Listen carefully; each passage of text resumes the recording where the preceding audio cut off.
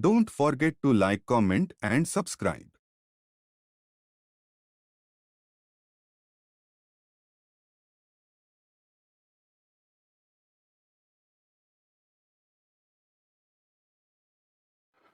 चलिए बच्चों, तो आज हम लोग जो है मॉडेक्स के लेवल 2 के बारे में बात कर रहे हैं।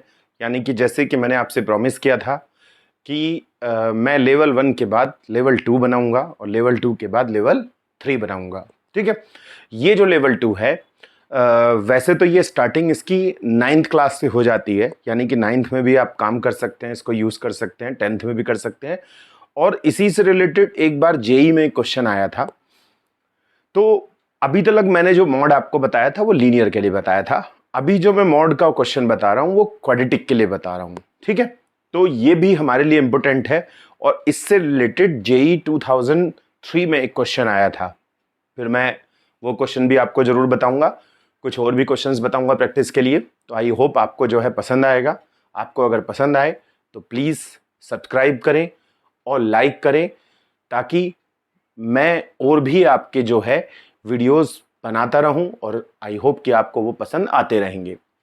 ठीक है, तो चलिए मैं पहले उसके लिए कुछ बेसिक बता दूं, जो कि मैंने लेवल 1 में भी बताया था आपको, कि अगर कहीं पे आप मॉडेक्स लिख रहे हैं, यानी कि मॉडेक्स स्क्वायर लिख रहे हैं, तो आप उसे एक्स स्क्वायर ओनली लिख सकते हैं। ऐसा क्यों?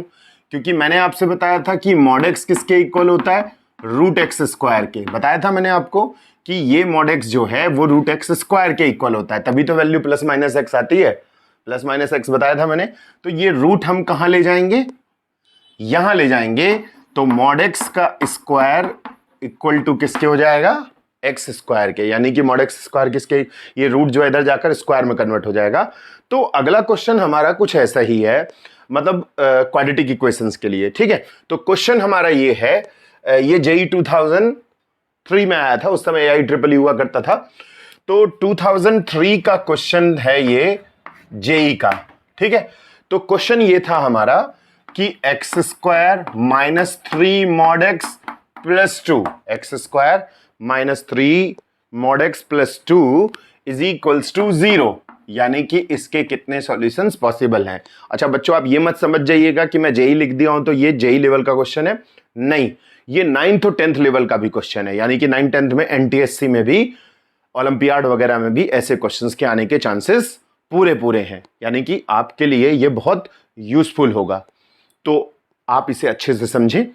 अब जैसे कि क्वाड्रेटिक इक्वेशन के बारे में आपने पढ़ा है, क्वाड्रेटिक इक्वेशन सिंगल एक वेरिएबल होता है और वेरिएबल सेम होता है। ठीक है, लेकिन इस वेरिएबल में आप देख रहे हैं कि यहां पे एक्स स्क्वायर है, यहां पे मॉड एक्स है। यानी कि मॉड एक्स है और यहां पे क्या है, एक्स स्क्वायर है। तो दोनों यहां पे वेरिएबल कैसे हो गए, डिफर हो गए। यानी कि दोनों वेरिएबल कैसे हो गए, डिफरेंट हो गए। तो इस केसेस में हम लोग क्या करेंगे बच्चों, वेरिएबल सेम करेंगे। तो वेरिएबल सेम करने के लिए क्या मैंने ट्रिक बताई थी आपको, कि आपको क्या करना है, एक्स स्क्वायर की जगह पे मॉड एक्स स्क्वायर रख देना है। क्लियर? तो एक्स स्क्वायर के प्लेस पे मॉड एक्स स्क्वायर भी लिखा जा सकता है। तो mod x square minus 3 mod x plus 2 is equals to 0। अब ये देखिए सिंगल क्वाड्रेटिक इक्वेशन बन गई, वेरिएबल सेम वेरिएबल हो गया। अब क्वाड्रेटिक इक्वेशन के लिए हम लोग यहां लेट कर लेते हैं यहां पर कि x जो हमारा मॉड x है, सॉरी ये मॉड x जो है उसे मैं t लेट कर लेता हूं या y लेट कर लेते हैं, जो भी आप लेट कर लीजिए, ताकि ये हमारी क्वाड्रेटिक इक्वेशन सिंगल फॉर्म में बने। तो ये हो जाएगा, देखिए t square minus 3t plus 2 is equals to 0। T square minus 3t plus 2 is equals to 0। देखिए अब ये single variable simple quadratic equation में कन्वर्ट हो चुकी है। अब आप इसे क्या करेंगे बच्चों, जब क्वाड्रेटिक इक्वेशन हो जिसमें 3 टर्म्स हो, तो उसे हम फैक्टराइज करते हैं बाय स्प्लिटिंग मिडिल टर्म। यानी कि स्प्लिटिंग में मिडिल टर्म से हम क्या करेंगे, इसको फैक्टराइज कर देंगे। तो जब मैं इसे फैक्टराइज कर रहा हूं तो क्या आएगा बच्चों, 2 1 जा 2। यानी कि क्वेश्चन में क्या था, ये क्वेश्चन था, इसमें पूछा था कि नंबर ऑफ सॉल्यूशंस कितने होंगे, फाइंड नंबर ऑफ सॉल्यूशंस। यानी कि आप क्या करेंगे, यहां पर number of solutions find out करेंगे। ठीक है, क्या फाइंड आउट करना है, नंबर ऑफ सॉल्यूशंस। क्वेश्चन में जो जेई का क्वेश्चन था वो नंबर ऑफ सॉल्यूशंस का था। ठीक है, तो नंबर ऑफ सॉल्यूशंस हमको फाइंड आउट करने हैं कि सॉल्यूशंस इसमें कितने होंगे। ठीक, सेम क्वेश्चन में। तो मैंने क्या फैक्टराइज कर दिया, 2 1 जा 2, 2 + 1 3 आ जाएगा। ठीक है, चलिए तो करते हैं हम लोग यहां पर 2 + 1 t + 2 = 0। समझ में आ गया होगा। 2 को फैक्टराइज करना है कि सम कितना होना चाहिए, 3, स्प्लिटिंग माय मिडिल टर्म, तो 2 1 जा 2, it means t² - 2t - t + t = 0।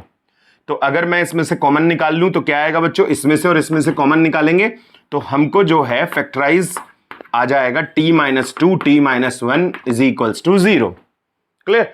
तो अब हम क्या करेंगे इसके बाद, t - 2 को इक्वल्स टू 0 एंड t - 1 = 0, यानी कि दोनों के दोनों को वैल्यूज को किसके इक्वल रखेंगे हम लोग, 0 के इक्वल रखेंगे। ठीक है, समझ में आ गया। t - 2 = 0 and t - 1 = 0। ठीक है, तो ये जो हमारा जो था ये अब यहां पे देखिए काम आएगा। अब हम यहां पे इसके बाद क्या करेंगे, इसको अलग कर देते हैं, चलिए। ठीक है, तो यहां से अब हम इसको सॉल्व कर रहे हैं तो क्या आएगा बताइए बच्चों, t - 2 = 0 एंड t - 1 = 0। तो t की वैल्यू कितनी आ गई, 2, और t की वैल्यू कितनी आ गई, 1, यानी कि t = 2 एंड t = 1। ये तो स्प्लिटिंग माय मिडिल टर्म में आपको आता ही है। अब हम क्या करेंगे, यहां पर t की वैल्यू रिप्लेस करेंगे क्योंकि क्वेश्चन हमारा तो x के फॉर्म में था, हमें तो x की वैल्यू निकालनी थी। तो t हमने क्या लेट किया था, mod x। ठीक है, तो यहां पे हम लिख देते हैं mod x = 2, mod x = 1। तो मैंने पिछली लेवल 1 में आपको बताया था कि mod x अगर 2 हो तो x की वैल्यू क्या होगी बच्चों, +-2, और यहां क्या होगी, +-1, क्योंकि दोनों ही mod x अगर 1 है तो x = +-1 और यहां आ जाएगा +-2। तो बताएंगे आप कि इसका आंसर क्या होगा। तो देयरफॉर जो नंबर ऑफ सॉल्यूशंस होंगे, नंबर ऑफ सॉल्यूशंस वो क्या होंगे, वो होंगे 4। नंबर ऑफ सॉल्यूशंस कितने होंगे बच्चों, 4, क्योंकि देखिए 2 आंसर ये रहे, 2 आंसर ये रहे। तो ये जेई का क्वेश्चन है, मैंने आपसे बताया जरूरी नहीं है कि मैं जेई लिख दिया हूं, एक्चुअली में ये एनटीएससी ओलंपियाड में भी आ सकता है और अदर जो एंट्रेंसेस होते हैं 10th लेवल में भी। तो नंबर ऑफ सॉल्यूशंस कितने हो गए बच्चों, यहां पर बन गए 4। 4 क्यों, क्योंकि x की 2 वैल्यूज है, यहां पर x की भी 2 वैल्यूज हैं, इसीलिए यहां पर आ गए नंबर ऑफ सॉल्यूशंस 2 हो गए, यानी कि सॉरी 4। तो 4 सॉल्यूशंस हमारे यहां पे हो गए। तो 4 सॉल्यूशंस जो हैं वो हमारे फाइनल आंसर है, यानी कि जेई में क्वेश्चन जो था उसमें पूछा था नंबर ऑफ सॉल्यूशंस कितने होंगे। ठीक है, तो इस तरीके से कोई भी क्वेश्चन हमारा होगा तो हम उसे सॉल्व कर सकते हैं। एक और क्वेश्चन सॉल्व करते हैं। क्वेश्चन में चेंजेस ये है कि हमको बताना है कि नो रियल रूट्स, मतलब क्वेश्चन में ये है कि अगर मैं यहां पे प्लस कर दूं तो उस क्वेश्चन में क्या होगा। तो इसमें पूछ रहा है क्वेश्चन में कि सॉल्यूशंस कैसे होंगे, रियल सॉल्यूशंस फाइंड आउट करने हैं, यानी कि हमको फाइंड करना है, फाइंड रियल सॉल्यूशंस। ठीक है, रियल सॉल्यूशंस।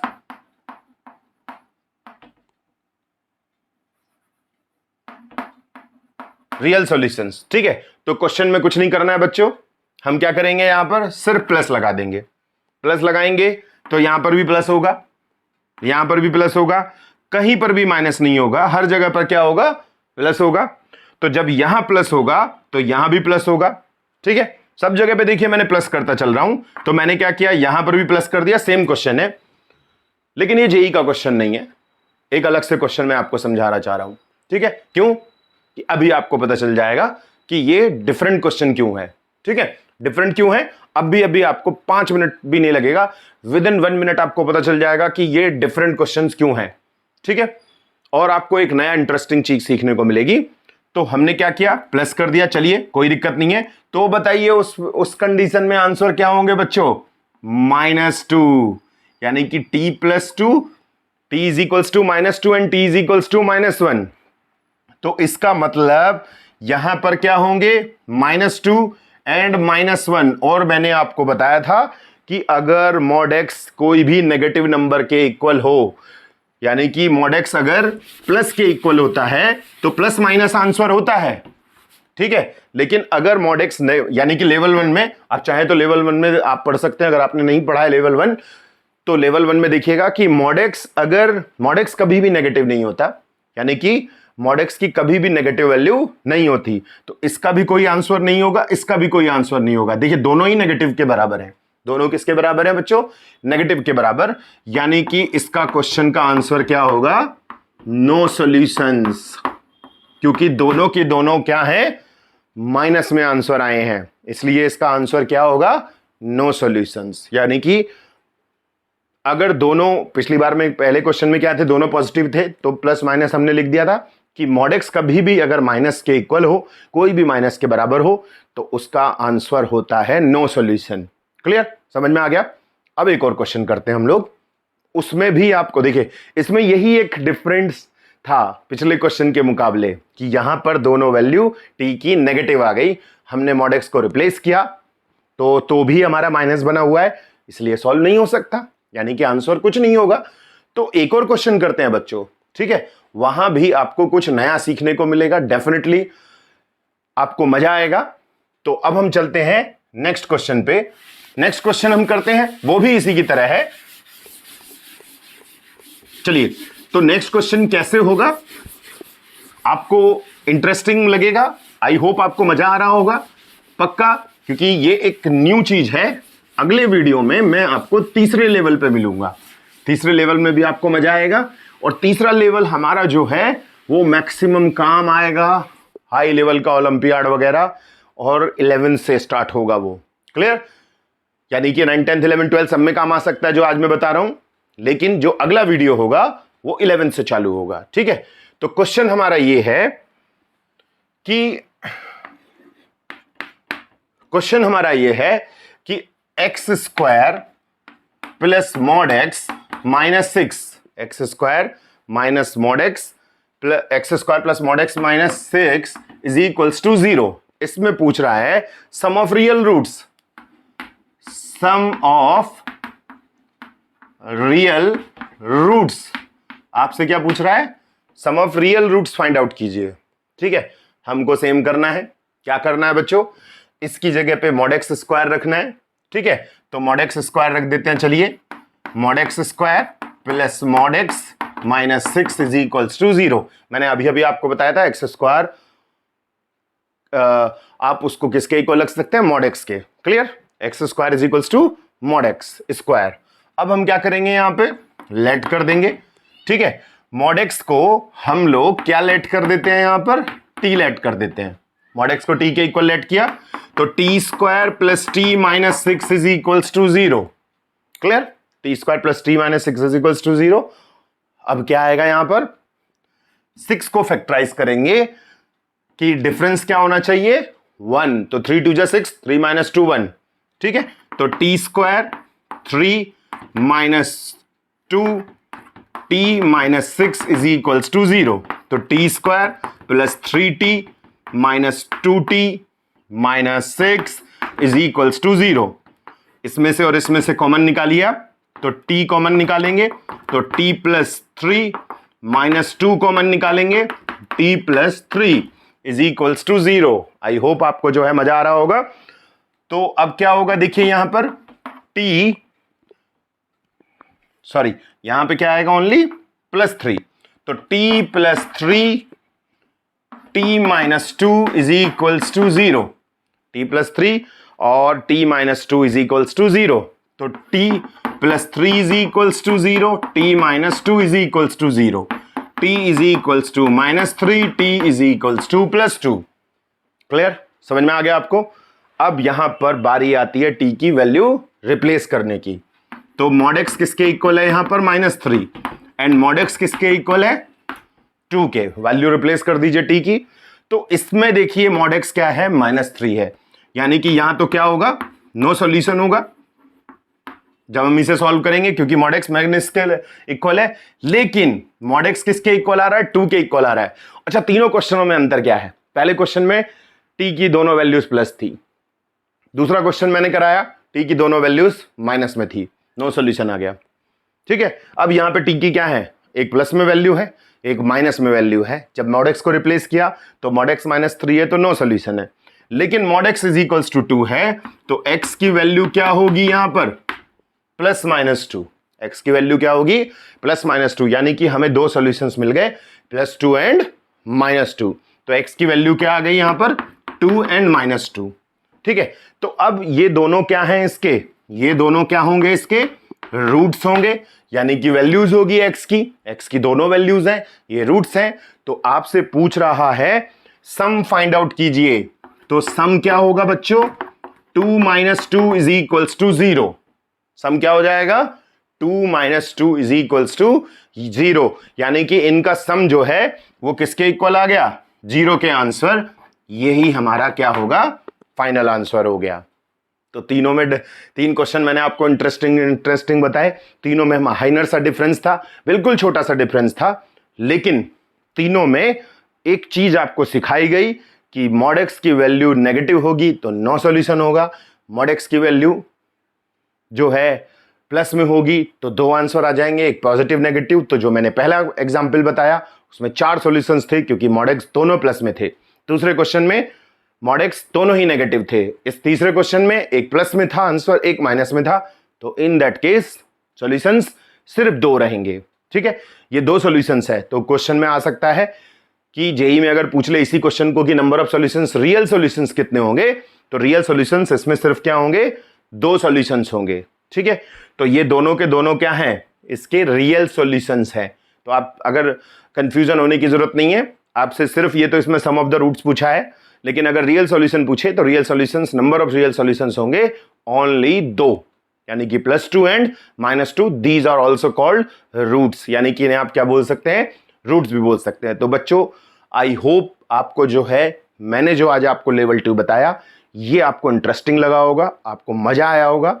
तो प्लीज आप जो है सब्सक्राइब करें और अपने फ्रेंड्स को भी इसके बारे में बताएं, ताकि जो टेक्निक और ये जो मैंने तरीका बताया आपको वो उसको भी काम आ सके और वो अच्छा कर सके, क्योंकि वो आपका फ्रेंड है, वो भी एनटीएससी में, ओलंपियाड में या जेई में अच्छा कर सके। ऐसा कोई भी क्वेश्चन आ जाए तो इजीली उसको क्रैक कर सके, उसको क्वेश्चन को सॉल्व कर सके। Okay, that's all. अब हम मिलेंगे लेवल 3 में। लेवल 3 जो है हमारा, जैसे कि एज यूजुअल मैंने आपको बताया कि वो होगा 10th से ऊपर, लेकिन अगर कोई बच्चा अच्छा है, बेसिक क्लियर है, तो बच्चा उसे 10th में भी समझ सकता है। वो फाउंडेशन के लिए होगा, आईआईटी फाउंडेशंस के लिए। तो इसीलिए अब हम नेक्स्ट वीडियो में मिलते हैं लेवल 3 में, जो मॉड से रिलेटेड होगी। ओके।